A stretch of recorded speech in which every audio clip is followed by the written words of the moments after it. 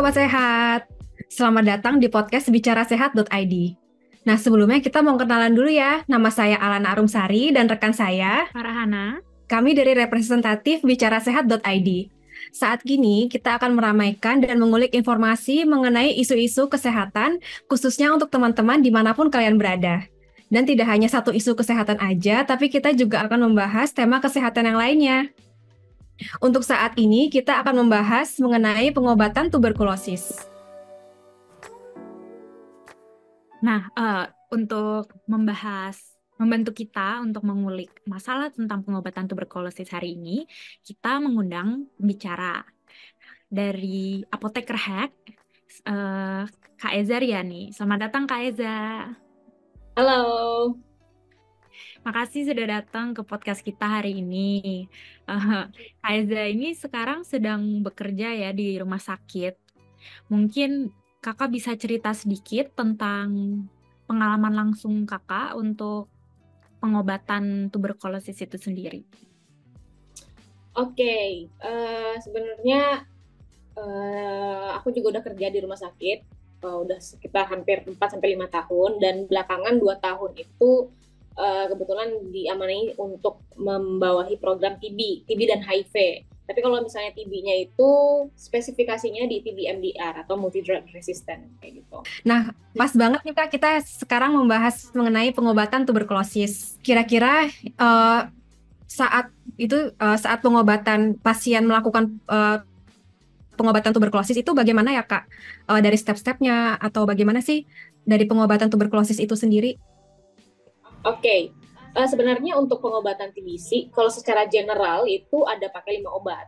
Kalau untuk secara spesifiknya dia akan dibagi kategori-kategori lagi gitu. Tapi secara general itu ada 5 obat dan semuanya itu adalah antibiotik gitu ya. Ada 5 obat dan antibiotik. Tahap yang pertama itu tahapnya 2 bulan. Lalu fase lanjutannya itu 4 bulan. Jadi totally adalah 6 bulan. Itu untuk kategori 1 gitu loh. Sebenarnya ada kategori-kategori lain, tergantung spesifikasinya kayak gimana. Tapi secara general itu 6 bulan. Dibagi 2 tahap kayak gitu. Nah, untuk pertanyaan selanjutnya Kak, tadi kan untuk tahap pengobatan tuberkulosis kan ada 2 tahap ya. Nah, itu Ya. tahap apa Kak ya? Oke, 2 tahap itu yang pertama tahap awal dan tahap lanjutan. Untuk kategori 1, tahapan awal itu ada di 2 bulan dan tahapan lanjutan itu ada 4 bulan. Nah, tahapan awal ini fungsinya itu adalah untuk menurunkan jumlah bakterinya dulu nih. Kita fokus turunin jumlah bakterinya dulu.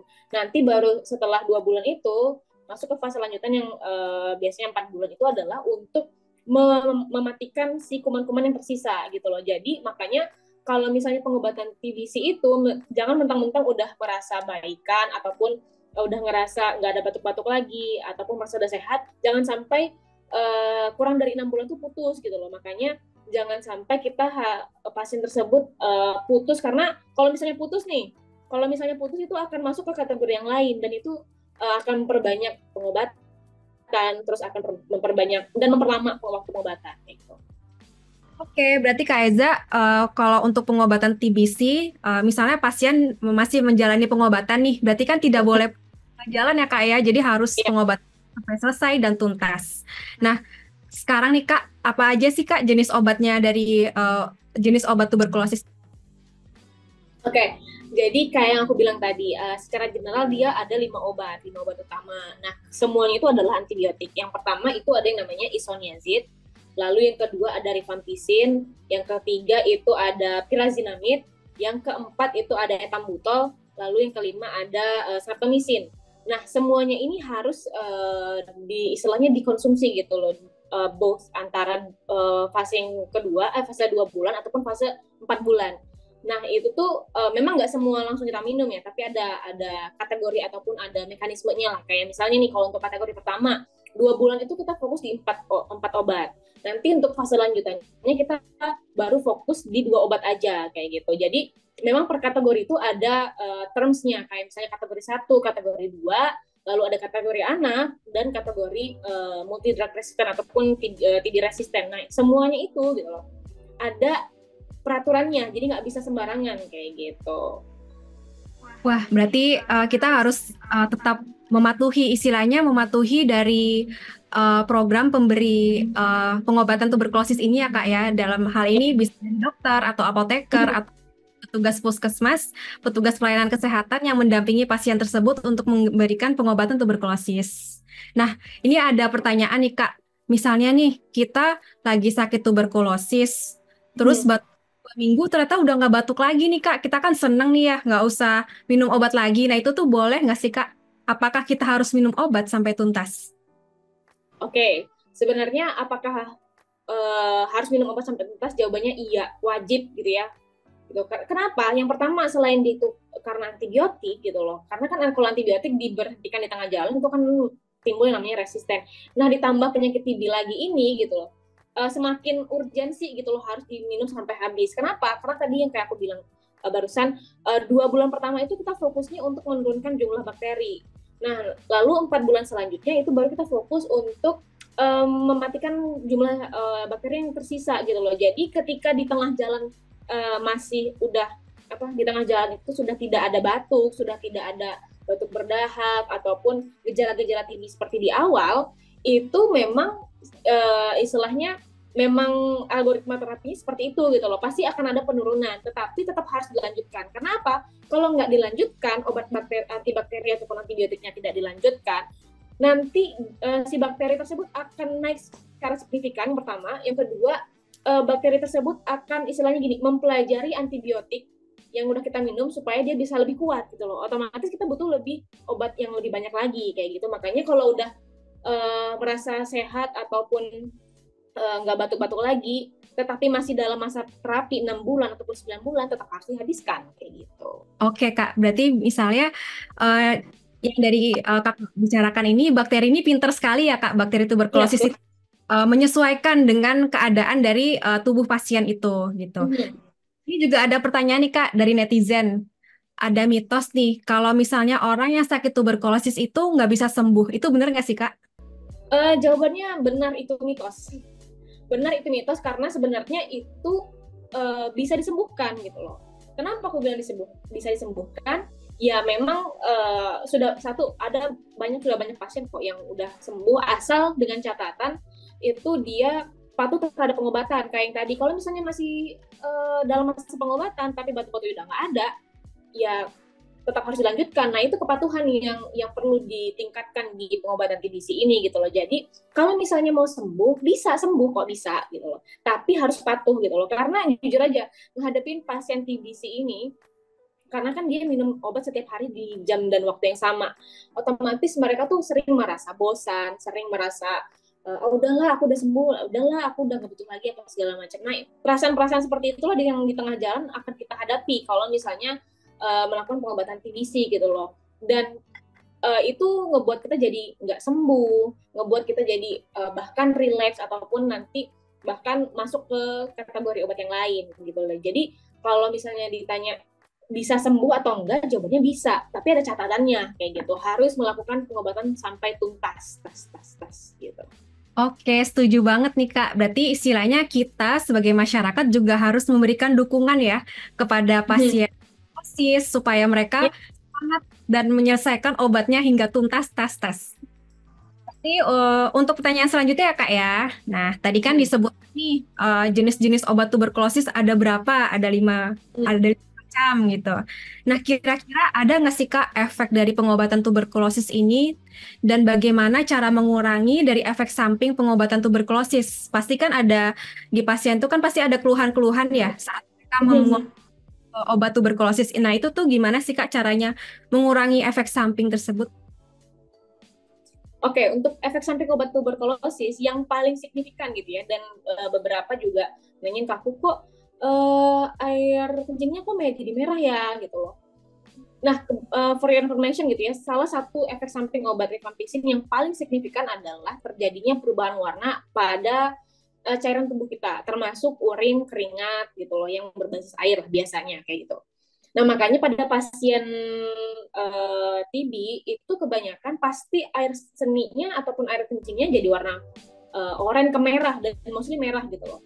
Dan itu sebenarnya efek samping dari salah satu pengobatan obat TBC, yaitu rifampicin. Rifampicin ini punya ciri khas banget warna obatnya itu warna merah gitu loh. Jadi otomatis ketika masuk ke dalam tubuh, ketika diekskresikan dari ginjal, dia akan keluar juga jadi sebagai warna merah gitu loh. Tapi itu tenang aja gitu. Kalau misalnya obat TBC sudah dihabiskan ataupun sudah tidak mengkonsumsi obat TBC, ya itu nggak akan jadi warna merah lagi, itu akan kembali normal.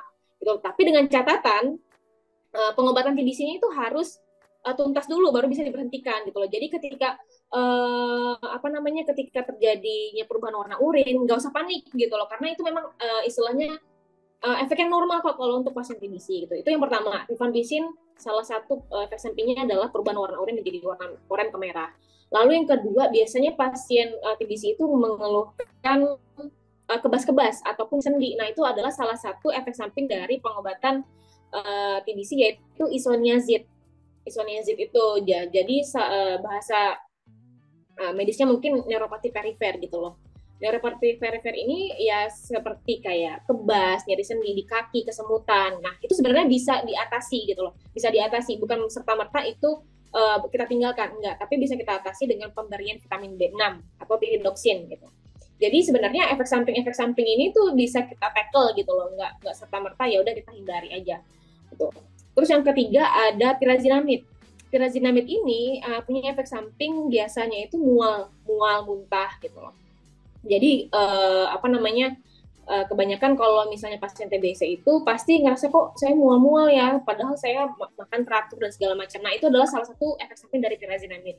Dan itu bisa di-tackle juga, ataupun bisa kita obati juga dengan pemberian obat-obatan mual dan muntah, misalnya kayak ondansetron dan lain-lain kayak gitu. Nah, itu termasuk kategori efek samping ringan.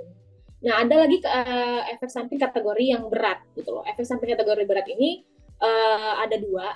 Yang pertama itu efek samping dari streptomycin. Streptomycin itu punya efek samping bisa gangguan pendengaran.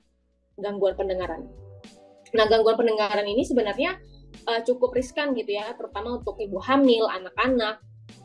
Makanya kalau misalnya ada penggunaan streptomycin itu biasanya kita kasih feedback lagi ke dokternya. Kita kalau misalnya pun harus dipakai, kita pantau itu kayak sejauh apa efek sampingnya. Lalu yang kelima itu termasuk efek samping berat adalah etambutol. Etambutol itu punya efek samping berupa gangguan penglihatan yang jadi kabur ataupun nggak jelas kalau ngelihat sesuatu gitu loh. Ada yang bahkan sampai buta warna parsial kayak gitu. Jadi makanya untuk dua obat ini yang efek samping berat itu memang sebaiknya kita strict untuk decisions-nya ke dokter. Kita harus kasih tahu benar-benar kalau misalnya pasien punya gejala tersebut kayak gitu. Itu sih efek sampingnya. Makanya selain kita patuh terhadap pengobatan TBC, kita harus juga tahu sebagai pasien, possible efek samping itu ini gitu, supaya kita bisa nge-tackle lah kayak gitu. Sebenarnya ada nggak sih efek jangka panjang penyakit tuberkulosis kalau diobatin dan tidak diobati itu seperti apa sih, Kak? Kalau efek jangka panjang, sebenarnya gini, kalau dibilang efek jangka panjang pasti ada gitu ya. Karena semua obat pasti punya ada efek short term, long term-nya gitu loh. Kalau misalnya untuk short term, kayak yang tadi bisa kita tackle dengan pemberian obat vitamin B6 ataupun vitamin yang lain gitu, ataupun obat mual dan muntah tadi. Nah, tapi untuk jangka panjangnya secara general itu kebanyakan obat-obatan sifatnya adalah hepatotoksik ataupun dia bisa mempengaruhi gangguan hati gitu loh. Dan juga ada beberapa yang mengaruh ke gangguan ginjal. Nah, makanya kita nggak bisa generalisir kalau udah punya efek samping jangka panjang lantas kita memberhentikan pengobatan tersebut gitu loh.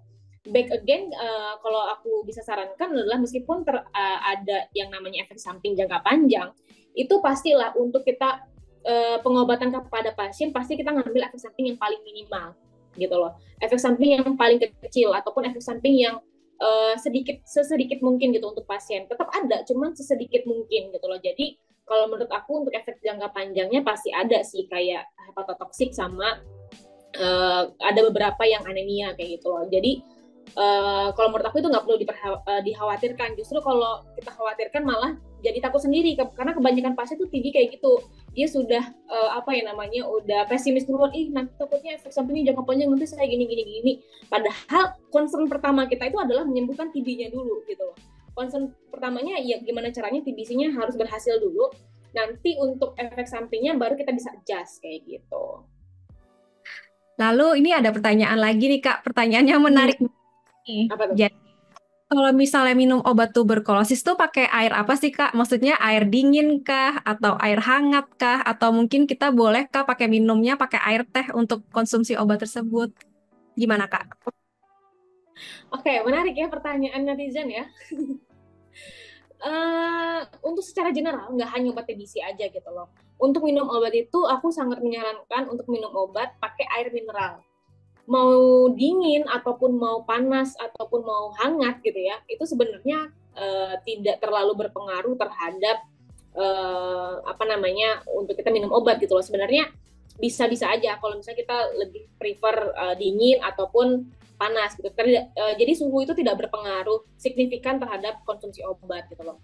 Karena aku juga ngerasain jangankan untuk minum air dengan air mineral aja gitu ya. Untuk minum dengan yang lain pun juga sebenarnya masih struggle gitu loh. Masih banyak banget pasien-pasien itu saya nggak biasa minum air mineral coba pagi-pagi. Saya biasanya ngeteh, jadi minumnya pakai air teh. Kan itu kan kayak sangat disayangkan gitu loh. Dia minum obat tapi ternyata pengobatannya itu minumnya pakai minum teh gitu loh. Otomatis kan terjadinya interaksi obat, terjadinya nanti penurunan konsentrasi di dalam tubuh dan segala macam. Makanya lebih disarankan ketika menggunakan obat atau mengkonsumsi obat, nggak hanya obat TBC, itu sangat disarankan untuk minum air mineral, pakai air mineral yang netral, jadi tidak terganggu konsentrasi interaksinya di dalam tubuh kayak gitu. Oke Kak, berarti ini tidak hanya obat tuberkulosis aja ya, Ya. tapi apapun ini harus pakai air mineral supaya tidak mengganggu kerja dari obat tersebut. Nah, untuk selanjutnya Kak, di dalam manajemen pengobatan tuberkulosis ini tuh ada orang pengawas minum obat gitu. Nah, pengawas minum obat nih siapa sih Kak? Dan apakah semua pasien tuberkulosis membutuhkan pendampingan dari pengawasan minum obat ini? Oke, PMO ya, berarti pengawas minum obat atau pengawas menelan obat misalnya gitu. Sebenarnya ini salah satu manajemen gitu ya, ataupun salah satu cara kita untuk memanage gimana caranya nih pasien TB harus minum obat setiap hari di jam yang sama, teratur gitu loh, patuh lah ya istilahnya gitu. Dari WHO juga udah menyarankan strategi itu gitu kan. Nah, kalau di Indonesia itu juga dipakai, tapi kalau menurut aku pribadi di lapangan tidak semua pasien TBC itu diberikan PMO ataupun didampingi oleh PMO-nya, karena ya satu itu juga memakan waktu dan energi gitu ya. Karena jadi kita fokusnya terhadap pasien-pasien yang berpotensi tidak patuh minum obat, misalnya kayak dia nggak punya keluarga, misalnya dia nggak punya anak, istri, ataupun dia hidup sendiri di rumah. Nah itu biasanya kita fasilitasi dengan PMO. Ataupun karena aku di MDR gitu ya, jadi itu rentan banget harus diberikan PMO. Jadi sampai kayak perawat-perawat di rumah sakit itu harus ditelepon, harus video call, harus yang namanya nelpon, harus datang ke rumah sakit, harus sampai segitunya gitu loh. Karena terutama untuk di MDR itu kebanyakan struggle-nya sama komitmen. Bahkan sebelum agreement ataupun sebelum kita mau menjalankan pengobatan, kita harus agreement dulu gitu loh. Bapak Ibu beneran mau menuntaskan penyakit ini atau enggak gitu loh. Karena sebenarnya di lapangan gitu ya, ada beberapa faktor yang nggak bisa kita jangkau. Misalnya ternyata anaknya rumahnya jauh, atau dia cuma sendiri, atau suami istrinya dia tinggal di luar kota, di sini cuma berapa bulan aja gitu loh. Hal-hal yang kayak gitu yang harus kita manage gitu loh. Nah makanya jadi praktisnya untuk PMO itu sebenarnya tidak semua pasien TB diberikan gitu, tapi ada kriteria ya. Contohnya kayak misalnya dia punya riwayat dia punya riwayat tidak patuh minum obat yang untuk di kategori 2. Terus untuk pasien yang punya latar belakang kondisi keluarga yang tidak mumpuni, misalnya yang kayak tadi nggak punya anggota keluarga di rumah gitu loh, ataupun punya aktivitas yang sangat sibuk. Nah itu banyak yang butuh PMO untuk sekedar mengingatkan kayak gitu. Jadi memang nggak semuanya kayak gitu, harus kita pilih-pilih lagi lah kayak gitu. Dan untuk PMO itu orangnya bukan sembarangan orang gitu ya. Jadi kebanyakan kalau misalnya PMO itu pasti basicnya adalah kesehatan gitu. Dan kebanyakan juga lagi ada yang di beberapa daerah gitu. Sebenarnya PMO itu tergantung dari kemampuan daerahnya ataupun kemampuan dari struktur organisasi rumah sakit tersebut, apakah cukup atau tidak. Kadang ada juga yang memberdayakan kayak misalnya LSM untuk dijadikan PMO, tetapi untuk orang-orang yang kayak misalnya LSM ataupun organisasi tertentu pasti kita briefing dulu lah, istilahnya kita kasih pembekalan dulu, ngingetinnya kayak gimana ataupun cara memotivasi orang kayak gimana untuk minum obat, cara ngingetinnya ataupun ngebuat dia balik lagi minum obat kayak gimana. Jadi ada treatment tertentu untuk PMO kayak gitu. Oke, Kak. Berarti untuk PMO ini memang untuk manajemen ya, manajemen Ya, baik untuk pengawasan minum obat pada pasien-pasien dengan kriteria-kriteria tertentu. Contohnya, tadi pada pasien yang memiliki riwayat penyakit lain atau mungkin sanak keluarganya itu berjauhan dengan pasien tersebut. Jadi memang dibutuhkan sekali ya pengawas minum obat ini untuk menuntaskan dari pengobatan tuberkulosis. Nah, tadi kan udah Kak Eza jelaskan ya tentang pengertian dan dasar dari pengobatan tuberkulosis atau TB itu sendiri. Dalam pengobatan tuberkulosis ini, saya sering mendengar istilah resistensi obat ya, apalagi tadi Kak Eza juga bilang fokusnya di MDR atau multidrug resistant, begitu kan? Sebenarnya apa sih multidrug resistant dan apa sih namanya resistensi obat? Pengertiannya itu apa? Jadi secara general nih, obat anti tuberkulosis itu kan mostly adalah antibiotik. Nah, antibiotik ini sangat rentan yang namanya resisten ataupun kebal kasarnya ya, secara sederhananya. Jadi termasuk pengobatan TBC ini. Nah, gimana regimen ataupun peraturan lah ya, aturan main kalau misalnya pasien tersebut terjadi yang namanya kebal obat gitu ya.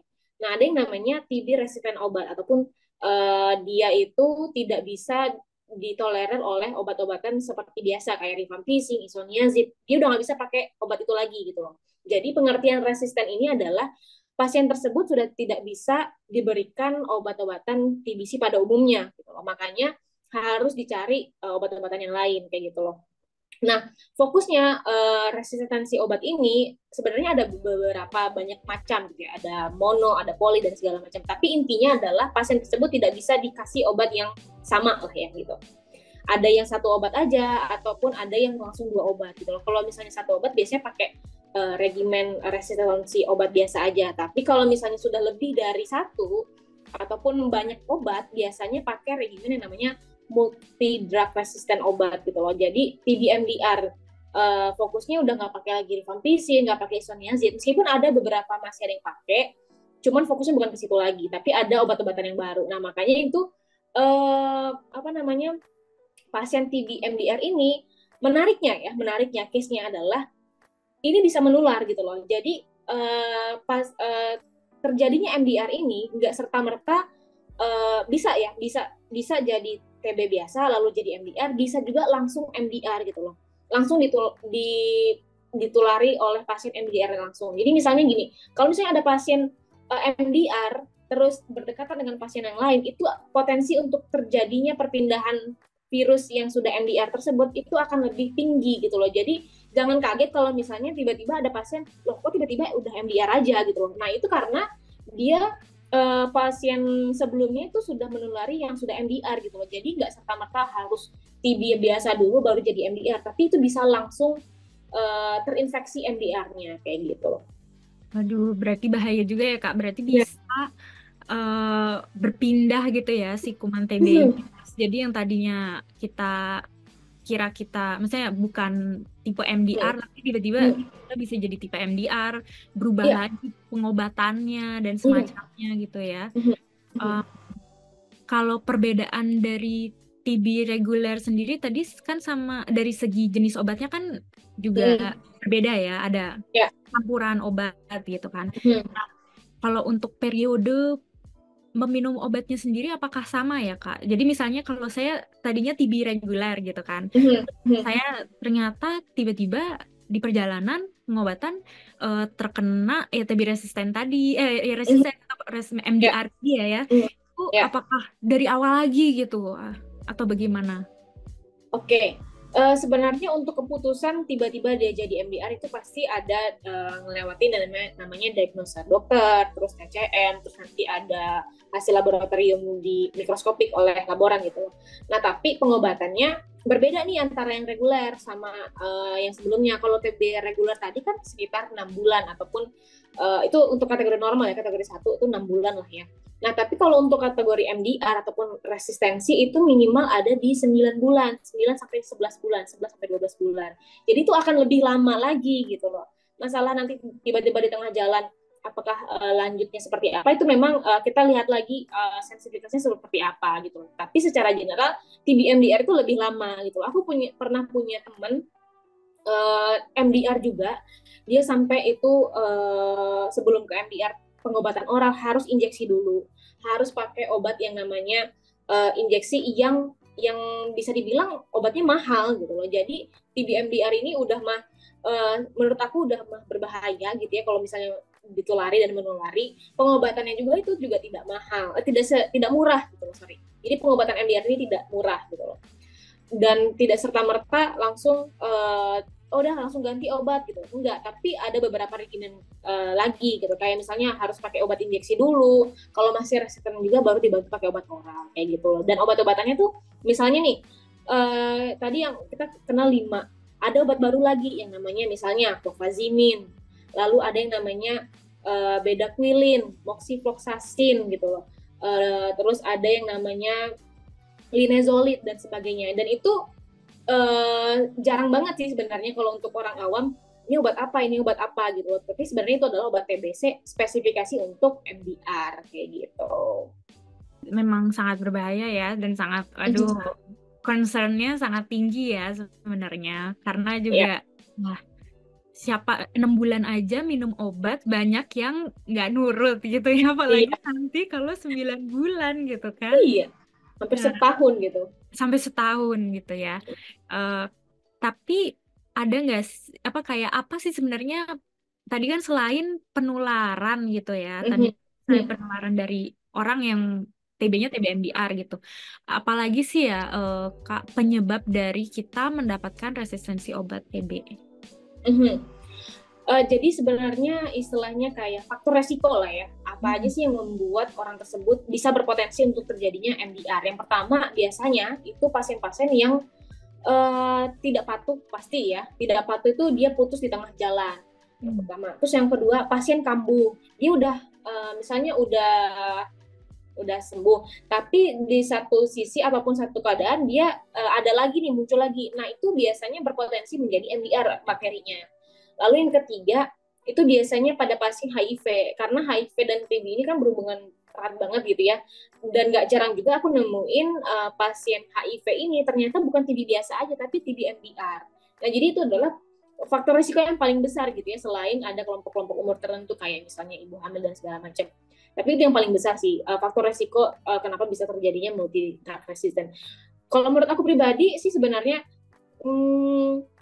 kalau misalnya udah didiagnose TB gitu ya, mau apapun jenisnya, udahlah straight to the rule aja lah, nggak usah minum apa namanya, harus patuh minum obat dan segala macam supaya nggak terjadi penyakit-penyakit yang lebih serius kayak MDR ini gitu kalau menurut aku. Artinya memang itu ya pemerintah Indonesia itu memang udah concernnya terhadap TB itu sendiri itu udah tinggi gitu kan ya sebenarnya. Terus cara pemberian obatnya pun juga sudah dirancang sedemikian rupa oleh para dokter dan apoteker dan semua orang yang concern terhadap TB ini sendiri ya. Dan kita sebenarnya ya harus patuh gitu ya intinya untuk apa ya, benaran harus patuh, nggak usah banyak aduh gimana kalau gini dok, gini gini gini. Terus tapi kan tadi di obat TB reguler saja itu kan ada efek samping yang sampai range-nya bermacam-macam ya, dari ringan sampai berat gitu. Karena obat TB resisten atau MDR ini juga semakin banyak variasinya, apakah itu juga malah lebih berat gitu efek sampingnya? Oke. Sebenarnya untuk efek samping MDR ini aku ngelihatnya bukan lebih berat atau enggak. Sebenarnya sama-sama aja, efek sampingnya pasti ada yang namanya mual dan muntah, bahkan ada yang nggak cocok. ada lagi yang namanya dia malah jadi ada sedikit jadinya nambah asam urat, ada yang jadi hipertensi dan segala macam. Kalau menurut aku pribadi, efek samping perlu kita pertimbangkan tapi tidak jadi halangan untuk kita minum obat gitu loh. Karena gini, banyak pasien yang malah mengeluhkan, saya TB tapi kok saya dikasih obat tensi, kok saya dikasih obat asam urat gitu loh. Karena kebanyakan pasien-pasien MDR tuh ya memperhatikan seperti itu gitu loh. Tapi ternyata ketika kita udah memang harus kita mengedukasi efek sampingnya gitu loh. Dan kalau untuk edukasi ke masyarakat ataupun pasien memang nggak perlu yang namanya ini berat banget ataupun kayak gimana, karena efek samping yang namanya efek samping gitu ya pasti ada gitu di setiap obat apapun itu, nggak hanya TB aja gitu loh. Yang mungkin aku bisa empower untuk pasien-pasien TB adalah ya jangan sampai ketika kita tahu efek sampingnya, jangan sampai itu malah ngebuat kita malah jadi down, karena itu yang akan ngebikin kita malas minum obat dan segala macam gitu loh. Justru harus tetap konsultasi ke profesional, both apoteker, dokter, perawat dan segala macam, itu yang paling perlu gitu loh. Karena rentan banget nih loss-nya selama perjalanan gitu loh. Jadi efek samping ini ada yang berat, pasti ada gitu loh. Tapi bisa kita tackle sejauh ini gitu ya. Karena aku pribadi juga melihat beberapa pasien itu ada juga kok yang sudah sembuh dari MDR, malah dia jadi lebih lebih have fun dan segala macam, karena dia tahu efek sampingnya ada yang berat, cuman dia bisa tackle kayak gitu loh. Dia yakin ini tuh bakal berhasil gitu. Oke deh, terima kasih Kak Eza. Jadi bagi sahabat sehat tadi inti dari poin pentingnya ya itu harus nurut ya sepertinya ya. Harus nurut, betul. Harus nurut, terus memang periodenya sangat panjang untuk pengobatan ini, makanya juga sangat sulit mungkin bagi pasien juga ya. Dan terutama juga karena efek sampingnya juga kemana-mana ya, dan akhirnya nambah obat seperti yang tadi. Kok jadi dikasih obat hipertensi atau yang lainnya. Nah, terima kasih Kak Eza sudah bergabung bersama kami di podcast bicarasehat.id. Semoga nanti di lain kesempatan kita juga bisa kolaborasi lagi untuk mengangkat isu-isu kesehatan di masyarakat ini.